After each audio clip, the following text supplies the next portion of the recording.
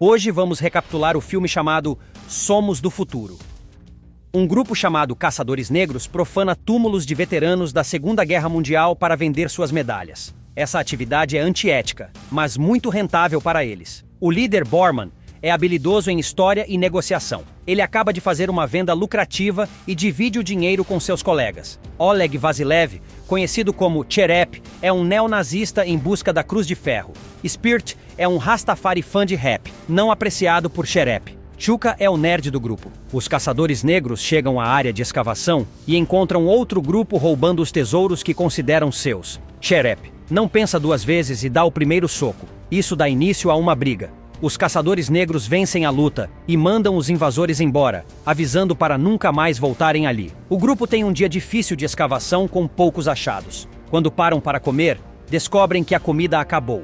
Borman rapidamente deduz que Cherep, conhecido por ser guloso, comeu tudo. Como punição, Borman cancela o pagamento de Cherep e o manda buscar mais suprimentos com Spirit. Durante o caminho, Cherep perde a paciência e ataca Spirit, cortando seus dreadlocks que o incomodavam. Ao voltarem, os outros membros do grupo, em vez de repreender Cherep, riem do novo visual de Spirit. O grupo volta a escavar e acham uma fortificação de madeira encoberta. Nela, encontram esqueletos de uma médica, um oficial e 4 soldados, além de um cofre, uma pistola e um relógio antigo parado na hora da morte deles. Quando o grupo vai atirar na caveira com a pistola, Borman os impede. De repente, uma senhora idosa aparece, confundindo-os com outros escavadores. Ela lhes dá leite e diz acreditar que eles estão tentando enterrar os mortos adequadamente, não saqueá-los. A senhora pede que achem a caixa de cigarros do filho dela, perdida onde ele morreu. O grupo concorda sarcasticamente em ajudar. Antes de ir embora, a senhora, ofendida, sugere que eles vão nadar no lago próximo.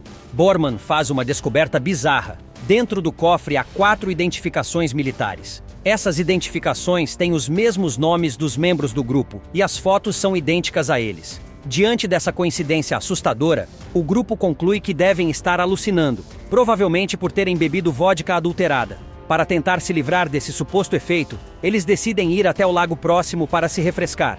O grupo mergulha na água e subitamente são surpreendidos por uma chuva de balas e explosões próximas. Confusos, eles saem do lago nus e são capturados por soldados soviéticos que os acusam de deserção. Eles percebem que viajaram no tempo para 1942, no auge da Segunda Guerra Mundial. Durante o trajeto para o acampamento, Cherep oculta sua tatuagem de suástica com lama para evitar ser morto. Ao se apresentarem ao capitão Ivanov do pelotão soviético, Borman arrisca dizer que vieram do futuro. Sua afirmação é recebida com desconfiança e escárnio. O tenente Vyacheslav pergunta se vencerão a guerra, e Borman confirma. O capitão ordena a execução deles, mas o sargento Emelianov interfere, sugerindo que um bombardeio possa ter causado confusão mental no grupo. Ele alega que eram parte de um pelotão que foi atacado pelos alemães, sendo os únicos sobreviventes. Um soldado traz documentos que comprovam essa versão. O capitão Ivanov então cancela a execução. Em vez disso, os 4 recebem uniformes e são enviados para a frente de batalha. Cherep encontra o tenente Vyacheslav, seu futuro vizinho e mentor sobre a guerra. Durante a conversa, Cherep menciona inadvertidamente TV, confundindo os oficiais presentes. Borman intervém, afirmando ser o nome de um jornal.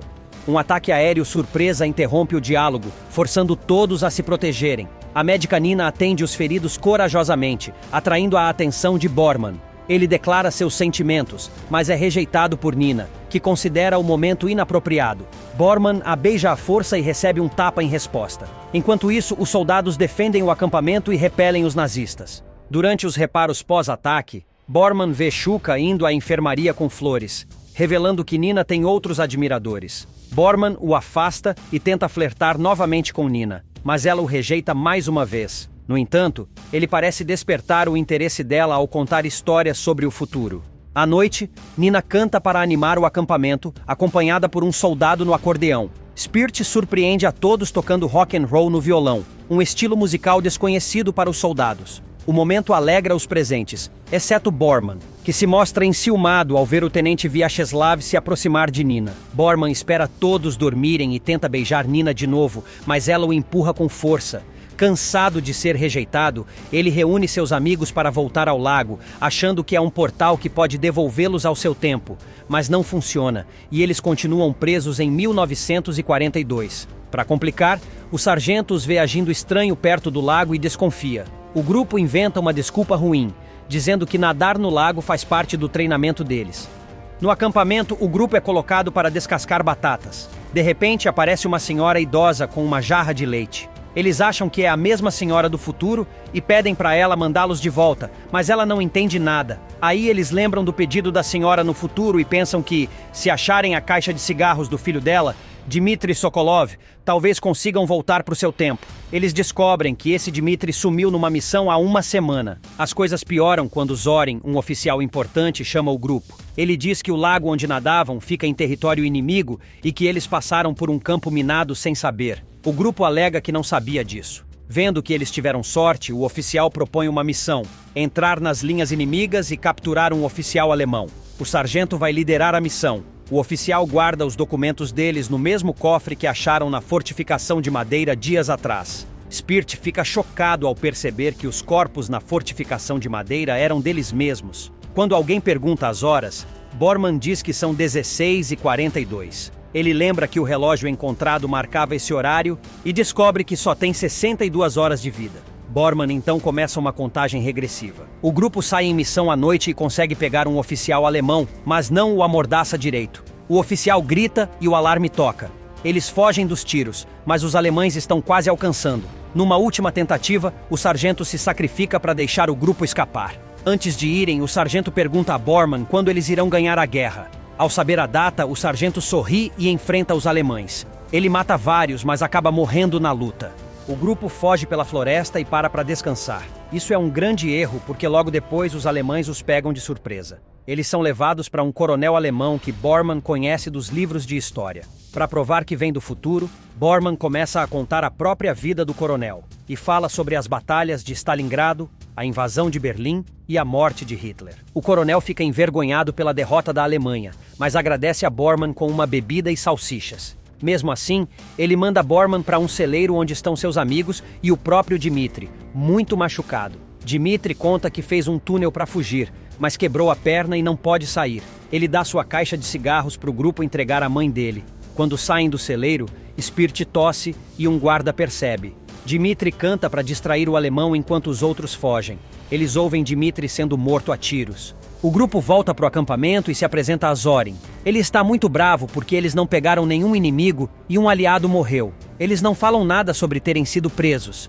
Depois Bormann vai ver Nina, que o abraça aliviada. Ela leva ele para um lugar isolado e eles se beijam, mas Shuka pega eles no flagra. Shuka briga com Bormann e Zorin vê a confusão. Como castigo, ele prende os dois. Nina pede que Zorin os liberte, mas ele recusa bruscamente. O tenente então consegue persuadir Zorin a soltá-los, com uma condição: Bormann deve permanecer preso até a próxima batalha para evitar que ele continue flertando com a médica. Enquanto isso, o restante do grupo debate o que fazer. Cherep deseja ficar e lutar ao lado de seus companheiros, enquanto Spirit quer fugir para se salvar. Shuka, apesar do desentendimento com Bormann, prefere esperar até que ele seja libertado. Spirit considera partir sozinho, mas Cherep o lembra de que Bormann possui a caixa de cigarros, e sem ela ninguém pode retornar ao seu próprio tempo. No dia seguinte, Bormann é libertado pouco antes do próximo confronto para avaliar as opções do grupo. Voltar ao lago é muito arriscado, pois estando em território inimigo, podem levar um tiro de seus próprios compatriotas. Refugiar-se no acampamento também não é viável por causa dos bombardeios. A única opção é participar da batalha. O combate tem início com o capitão Ivanov liderando o ataque.